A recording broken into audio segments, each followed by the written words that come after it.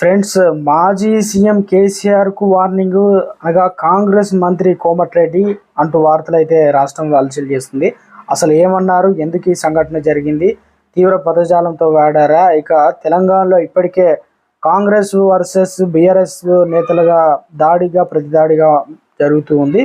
ఆ వివరాలు అనేది చెప్పడానికి వీడియో చేయడం జరుగుతుందండి. వీడియో స్కిప్ చేయకుండా ఇంటి వరకు చూడండి. కంప్లీట్ ఇన్ఫర్మేషన్ అయితే మీకు అర్థమవుతుంది.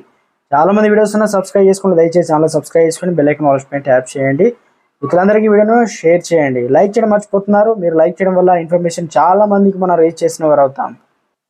రాష్ట్ర రాజకీయాలను నల్గొండ వేడెక్కిస్తుంది. నల్గొండలో అధికార విపక్షాల పోటాపోటీగా సభలు పెట్టడానికి కాంగ్రెస్ బీఆర్ఎస్ పార్టీలు పెద్దలు ఊవిల్లుతున్నారు. ఈ నెల 11న మాజీ సీఎం అనగా కేసీఆర్ దళపతి కల్వకుంట్ల చంద్రశేఖర్ రావు నల్గొండలో సభ పెట్టాలని అన్ని ఏర్పాట్లు కూడా చేస్తున్నారు.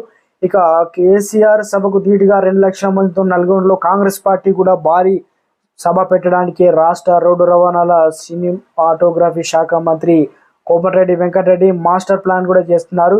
ఈ సభకు కాంగ్రెస్ జాతీయ నాయకురాలు ప్రియాంక గాంధీ ఆహ్వానించినట్లు మంత్రి అయితే భావిస్తున్నారు. ఇదే సభలో ప్రియాంకతో మరో 2 గ్యారెంటీల అమలుకు యోచనలు చేస్తున్నట్లు తెలుస్తుంది. నల్గొండలో గులాబీ బాస్ కేసీఆర్ కు చెక్ పెట్టాల మంత్రి కోమటిరెడ్డి వెంకటరెడ్డి వ్యూహం కనిపిస్తున్నట్లు రాజకీయ విశ్లేషకులు అయితే భావిస్తున్నారు.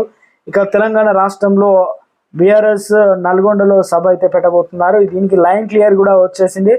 మొత్తానికి మంత్రులు సీఎం కు తన మనసులో ఉన్న మాటలు కూడా చెప్తున్నారన్నమాట.